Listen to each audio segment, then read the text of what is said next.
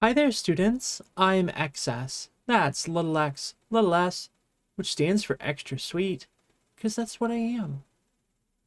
So last week, I told you we were going to talk about not adjectives, but I totally got off track, didn't I? I started talking about how I go about breaking down Japanese sentences, and I just never really got to start discussing those pesky not adjectives, did I? I mean, that's fine and all. Of course, I still think it was important content for us to cover, right? I hope it was a helpful way to retrain your thinking about Japanese sentences. After all, in the end, the point of these lessons isn't just to forge ahead blindly, it's to build a good and firm linguistic foundation. Well, okay, so today we are going to focus on those not adjectives as promised. Huh? Uh, oh, sure, let me look. Uh, um, no. That's why do you have ga there? That's the subject particle. That doesn't go there. Uh, uh, do I need to do a lesson on particle use instead? Oh, okay. Well, I guess we're not doing not adjectives again then. We'll focus on particles. Let's get into it. Ikimashou. All right, well, for today, instead of talking about not adjectives, I'm going to start providing you a very careful primer for Japanese particles. One of the things that makes the concept of Japanese particles really tricky for speakers of English is the fact that they're almost impossible to translate because we don't have anything quite like them in the English language. Particles fill a role within the Japanese language that we as English speakers don't really have a need for. We have punctuation, intonation, and word order, and those cover many of the functions that we see being provided by Japanese particles. If I'm being entirely honest, it would take me way more than a single video to cover all of the Japanese particles and their uses. So this video is actually going to be a two-parter, which will still only cover a fraction of the uses of Japanese particles. For the moment, what I want to focus on are sentence final particles. These are particles that come at the end of your sentence and they add some kind of context to whatever it is that you're trying to say. The other half of this video, which I'll put out next week, will cover the case marking particles. Those are those particles like ga and o that specify the role that words are playing within a Japanese sentence. Now, before we get into the specifics, let's start with a definition. Joshi. Joshi is the Japanese word for a particle. But let's deconstruct these kanji a little bit more to come to our best possible understanding for what this word really means. The first kanji in joshi means to help. We see this in verbs like tasukeru, which means to help. Maybe you've heard tasukete kudasai, which means please help me. And here's the shi from joshi. We can see that this is a kanji that means word, a part of speech. It's about the grammatical functions of words in some way. You might instantly notice that the kunyomi of this word is kotoba. And that might cause you to scratch your head a little bit because maybe you've already learned that this is kotoba and it also means word. So what's the difference? When we're thinking about kanji, sometimes we need to think about three distinct degrees of scope. At the innermost layer, we have the radicals used within a kanji, and those can carry meaning, and they can carry pronunciation, but they don't have to. And they should be considered the broadest in scope, right? Their meanings are very nebulous and broad. They don't mean one thing. They kind of mean lots of different things, just like we're seeing, right? Here's the radical. It's the speech radical, and it conveys a very vague and extremely nebulous idea that the kanji that it appears in happens to relate in some way to words or language or speaking or something like that. Sometimes, but not always, we can predict that a word that contains a specific kanji radical might have a meaning that kind of corresponds to the meaning conveyed through the radical. And sometimes, but not always, different kanji that share the same radical might be pronounced the same way, or at least in a similar way. But that's not predictive, so you should not rely on it. It's not going to be that way all the time. But if you learn enough kanji, you're going to start noticing some patterns where you go, I know that radical and I know that radical, and it ends up being the case that those two kanji are pronounced the same way or have very similar meanings. I hear different opinions about whether or not it's extremely helpful to memorize Japanese kanji radicals. Personally, my feeling is always do whatever makes the most sense to you. If your interest is to spend your time studying kanji radicals, then go for it. On the other hand, if you would rather spend your time learning words from anime because that's more interesting to you, then do that. There's no type of study that should be considered better than another one. I think the best kind of study that you could find is the kind of study that makes you enthusiastic about studying. Personally, I love kanji and I love scary stories. And so those are the things in Japanese that I like to study the most. I like to sit around and study kanji because that's fun for me. I like to sit around and read scary stories because those are fun for me, right? And so that's what draws my heart in. And so that's what I want to study. And that's my recommendation for you too, right? Study the things that you like. Okay, moving on. Now, if we expand our scope out from the radicals, we reach the level of the discrete kanji. A kanji sitting by itself that's not necessarily part of any larger word and not necessarily part of any larger kanji compound, and it will carry a more concrete meaning than at the level of the radical. Kanji have meanings. Each kanji will have a very distinct set of meanings and pronunciations. Those pronunciations are the kunyomi and the onyomi, which we've talked about before. Unlike a radical, which can only have kind of hints at meaning and hints at pronunciation, kanji are specific and distinct. But a kanji sitting all alone might still be extremely vague, and it might only cover just a partial bit of what we want to say. It might be too wide of a scope to actually be the best fit in all circumstances for what it is that you want to say. That's where the kanji compound comes in. Let's think about it like this. A kanji radical might appear in tons and tons and tons of different kanji. A lone kanji would be more specific, and a kanji compound will likely be the most specific. Is that true in every case? No. But I think it's a helpful way to think about how kanji work. Now, that brings us back to this. Kotoba and kotoba. Do both of these mean word? Yes. Can both of them end up being able to be pronounced kotoba? Yes. But in the case of the lone kanji on the left, it's usually going to appear in kanji compounds in order to bestow the meaning of word into a more specific concept, while the kotoba on the right is already quite specific. It just means word, right? So the one on the right is more specific because it's a kanji compound. The one on the left is less specific because it's just a lone kanji. All that has been to say, what does joshi actually mean? So here we have it, joshi. A joshi is a helping word. It's made up of a kanji meaning help and a kanji meaning word.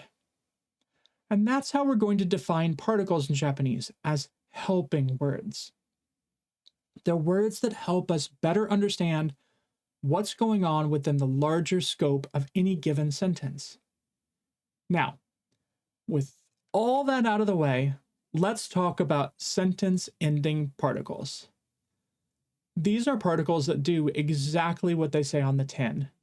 They are particles that come at the end of our sentences. Generally speaking, sentence-ending particles will do two handy things for us. They tell us whether or not a sentence is a question, and they allow us to convey emotional investment. In English, we accomplish these two things through a combination of punctuation and changes in intonation. When we want to ask a question, we'll use a question marker, or we'll raise our intonation at the end of the sentence. That's how we know the difference between "we're going to the store" and "we're going to the store?" I want you to take note of this one thing, though. There's a system by which Japanese particles might get organized and categorized, and honestly, I don't find it entirely helpful. I'm going against the prescriptive definition for what some of these particles are to some degree. My intention isn't to teach you the exact categories into which these particles fall. It's to describe to you how they're used and what function they serve. I'm telling you this because you might see information online that contradicts how I classify these particles, and, in my humble opinion, that's okay. We're not learning Japanese linguistics here. We don't have to be so precise with our grammar. We're focused on helping to build you a good foundation with the Japanese language and the way that it's really used. So, why does Japanese need sentence final particles at all? Why not just use punctuation and intonation like English does? Well, two reasons.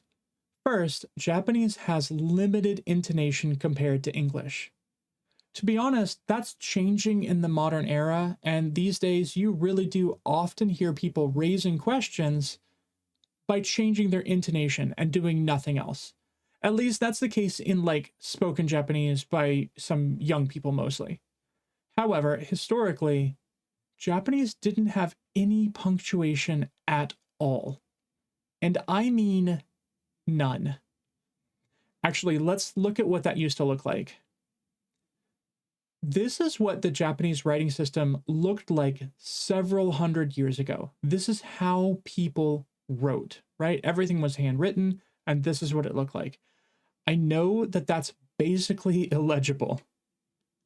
This is a type of writing that we now call kuzushi. It looks like a mess, but if you look very closely, I think you might be able to see some hiragana that you already know, right? That's not really the point because this isn't actually a lesson on kuzushi. Please do not allow me to get off track again, or we're never going to get to do a lesson on na adjectives. I will, however, remind you quickly that traditionally Japanese was written down the page and written right to left. So you would actually read this like this. Anyway, I know you can't really read it anyway, so let's clean it up a bit. I'm going to do some sensei magic. What do we actually see here? Again, the point here isn't to provide you with a primer for how to translate Old Japanese. But what I want you to notice is that when Japanese was written hundreds of years ago, there was no punctuation. Everything kind of flowed together, and as a result, it was kind of a jumble, and that certainly makes it hard to read. That's where particles really come in handy. Sentence final particles were part of the puzzle that would allow you to see where one thought ended and where another began. It let you split your sentences apart, and it just helped in making it more readable as you went through a sentence, and a paragraph, and a book, etc. Here are a handful of sentence final particles that we'll be looking at right now. Again, please keep in mind that this is not an exhaustive list. These aren't all of them. These are just the particles that I want to highlight for you right now. Technically, some of these particles actually get categorized as a different type of particle altogether, but my intention, as I said, is not to get caught up in the categorization of types of particles. We're going to breeze through these pretty quickly, but let's look at some quick example sentences. Before we start, let's create a baseline without any sentence final particles. Here's Puppy-Sensei. He looks a little different, doesn't he? Puppy-Sensei, are you the ghost that's been haunting my classroom? sus. Anyway, this sentence is Puppy kohai wa gakusei desu. And that means puppy kohai is a student. Now, let's take that sentence and we're going to add ka to the end. The sentence final particle ka simply turns our statement into a question. So the sentence Puppy kohai wa gakusei desu ka means, is puppy kohai a student? Notice the difference between English and Japanese. In English, we create a question by altering the word order. So puppy kohai is a student becomes, is puppy kohai a student? We change both the word order and the intonation. But with Japanese, that's not necessary, right? We can say our sentence with the exact same intonation, but simply add ka on the end, and we instantly have a question. Puppy kohai wa gakusei desu? Puppy kohai wa gakusei desu ka? Right? Okay, so the next one that we're going to look at is ne. This is a sentence final particle that asks your listener for confirmation on a point, right? It's a bit like saying, oh yeah, is that right? I actually love this meme. Basically, the meme is that the way Japanese uses ne as a sentence final particle as seeking confirmation is super similar to the way British English uses in it. Very funny, desu, in it. Quick story time. While I was living in Japan, someone once pointed out to me something about my pattern of speaking that I had never really picked up on before. He told me that I had the tendency to say, "そうですね," in cases where what I really wanted to say was, "そうですか?" そうです is a very simple Japanese phrase that just means it's like that. That's true. That's the case. You can use it for agreement, so when your buddy says, このラーメンはすごい美味しい, you can say, そうです, which just means, yeah, it's so. It's like that. I agree. This is very delicious ramen. The mistake that I was making, or the mistake that my friend thought that I was making anyway, was that I had a tendency to overuse そうですね. そうですね means, that's right, isn't it? It's agreement, but it's also marked with ne, which we should translate the whole unit as something like, oh yeah, that's true, isn't it? So if someone says, this city is busy every day, この街は毎日忙しい, then you might respond by saying, そうですね, meaning, oh yeah, you right. And that's because you already had this information, and you're just agreeing, but maybe you hadn't thought of it that way before. It's not exactly brand new information, but maybe it is a new perspective. So let's compare that with そうですか. そうですか means something more like, oh really? Is that true? So we want to use that phrase when we have been presented with truly new information that we did not know before. Do you see the difference? そうですね means, oh my god, bestie, yes. While そうですか means, chat, is this real? Okay, the next one that we're going to look at is the sentence final no. This no particle is one that also conveys a question, but it's much more conversational and casual. I want you to notice the change to this sentence. 学生ですか has become 学生なの? Intonation actually is somewhat important here. Remember what I said about Japanese changing in that regard? You can also use this same no attached often to the plain form of a verb, as in this sentence. パピコハイは勉強するの?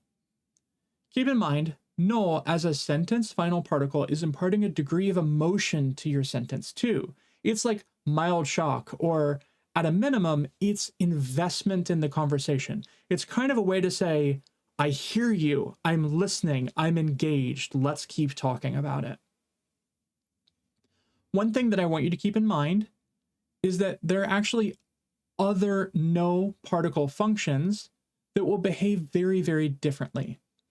I'll talk to you about the other uses of the no particle in a future lesson, but We could also see that no being used to connect two things, like Puppy-Sensei no office, Puppy-Sensei's office. That's the possessive particle no. But we can also even use no to turn something into a noun. And that use of no can also come at the end of a sentence too. So that just makes our lives even more confusing because there are two different, totally separate uses of no that could come at the end of a sentence. That's just something that we're going to have to pick up on in time and think about it and learn about it. Luckily, this question marking no will almost always have a rising intonation, so at least we can easily detect that in spoken Japanese. All right then, so far we've seen sentence final particles that indicate questions, situations where you want confirmation from the listener, and questions with a degree of emotional investment. Let's look at another different use for sentence final particles. This is the wa particle. Please note, it's that wa. This isn't ha masquerading as wa, it's actually wa, like the wa from watashi. And what does the wa particle mean? Nothing. It doesn't really have a meaning exactly, but it is feminine sounding, so it kind of marks your sentence as being spoken by a woman. Important note though, these days it kind of specifically marks the sentence as being spoken by an old woman. It sounds kind of ancient. This particle isn't often used by young women these days, and it certainly seems to be quite antiquated. So if you want to sound like an 80-year-old woman, sprinkle some wa into your sentences. But the reason that I bring this up is because one function that sentence final particles might have, as we see here, would be to gender your language, right? So you can use particles in such a way that it says, I'm saying this and I'm a woman. Or you could use it in such a way that you're saying, I'm saying this and that means that I'm a guy. So let's swing the pendulum the other way. Papi-koi, issho ni benkyou suru zo. If wa was feminine, then zo is starkly masculine. It's actually quite forceful, so a phrase like nani nani suru zo comes across with almost a hint of like a yelled command. In anime, you might also hear this pronounced actually as ze instead of zo. It's a vulgar emphatic, so you're definitely filling your sentence with quite a lot of very strong emotion. And speaking of emotion, the next sentence final particle that we're going to look at will be yo. Yo sort of functions like an exclamation mark in Japanese. It puts a distinct emphasis on your sentence and it's strongly declarative. So think of sentences ending as yo as though you might be A, very, very strongly emotionally invested in the topic, or B, you really want to make sure that you're getting your point across. I rarely use yo because I'm small and I don't often feel the need to strongly emphasize my point. To me, a sentence like Papi-koi wa gakusei desu yo probably gives off the impression that someone has been repeatedly telling you that Puppy-koi isn't a student and you want to set the record straight. There's one more thing that I want to cover today, and actually I'm bringing it up to draw a contrast to sentence ending particles. Japanese has some sentence final imperative forms that we're also often going to see. An imperative is a type of command or request that we use in our sentence to either ask or demand that someone do something. I'm not covering everything here, but the three that I want to look at are kure, kudasai, and nasai. Let's look at some sentences and talk about these imperatives. Puppy-Sensei, oshiete kure! Kure is another slightly masculine-leaning command form that is pretty emphatic, and it kind of demands something from the listener. In the case of Puppy-Sensei, oshiete kure, you're making a pretty harsh demand that I teach you something, and kind of like right now. Maybe you're thinking right now that you want to say, Puppy-Sensei, na adjectives o oshiete kure! Teach us na adjectives already. Stop teasing us. Heh, maybe I will, maybe I won't. I want to strongly emphasize that the use of kure is considered pretty rude in most cases. It's one thing to use this form teasingly with your friends or something, but if you use this to like a Japanese person who was perhaps in a position of authority over you, it could be very socially bad. So, well then, what would you use to politely make a request? Puppy-Sensei, oshiete kudasai. If we want to sound polite, we're going to use the kudasai form of request. And we see that in this sentence. Puppy-Sensei, oshiete kudasai. Yeah. This is a much more deferential and humble form, and it does convey the idea of, please do something for me. Note that it's attached to the verb. So you're saying, please do this verb. Compare that to onegai shimasu, which can simply mean please, as in, o sushi o onegai shimasu, which you can interpret as sushi, please. That's not to say that you can't say sushi o kudasai, but I'm drawing out a distinction between kudasai when used as a verbal suffix and onegai shimasu or kudasai when it's not used as a verbal suffix. Lastly, we have the nasai form, as in, Puppy-Sensei, oshie nasai. Nasai is another command form, but it's not nearly as harsh as the kure form that we saw above. The nasai form brings to mind for me the Japanese moms who really want their kids to do something, but not maybe aren't at the level of like straight up yelling at them quite yet. They're giving a command. They're not yet giving the command that's like, get your butt in bed. Anyway, take note of the difference between oshiete kudasai versus oshie nasai. Nasai attaches to the stem of the verb, while kudasai attaches to the te form ending of the verb. And that's exactly the important point that I wanted to make about the use of these verbal endings and how we ought to contrast them with particles at the end of a sentence. Particles are not verbal affixes. They are helping words that serve a grammatical purpose, but they aren't verb conjugations or verb suffixes. That's exactly why you should treat particles as their own thing. So, okay, we're going to do another quiz today, of course. Don't you just love quizzes? I do. Okay, maybe you don't. I don't know. I don't know if you love them or not, but I love quizzes, and I love giving quizzes, and I enjoy it, and I have a lot of fun with it. But at least I hope, even if you don't love quizzes, I hope that they help you to remember the stuff that we learned together, because that's like the whole point. In today's quiz, what I'm going to do is give you some sentences, and then I'm going to provide you with some multiple choice answers, and I want you to select from them. You won't be expected to find the exact translation, so don't worry if you can't read every kanji, or if you don't know every word, that's okay. Instead, I just want you to use what you know already and what you can see in the Japanese sentence to see if you can determine the greater details of the sentence in English. It won't be too terribly difficult, I think. Use what you learned today. Think about what's being said. Challenge yourself. Think about those particles. Think about sentence ending particles, and think about what's being said. Okay, let's get...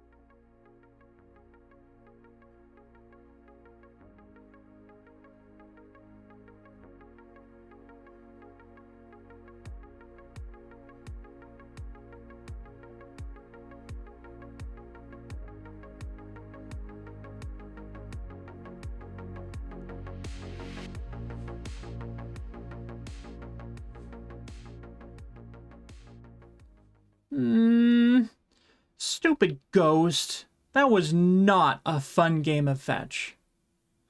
But today's lesson was a fun one for me. It was fun for me to teach you this concept, and I don't know, particles are difficult, but I think that they're very interesting as well. Hopefully you enjoyed today's lesson. Hopefully it was helpful. I mean, I always hope that all of my lessons are fun as well as informative. Anyway, have a really good week ahead, okay? Take good care of yourselves. Practice self-care. Next week, we're going to continue to look at and think about the role played by particles in the Japanese language, what they do in Japanese sentences, and what they kind of get us. We will get to na adjectives, though, for sure. We totally will. I puppy promise that we're going to learn na adjectives. And a puppy promise is like 3 times stronger than a normal promise. We'll get there. Please be patient. Like and subscribe for me. And take care of yourselves. Remember to lead with love. I've been XS. Mata ne!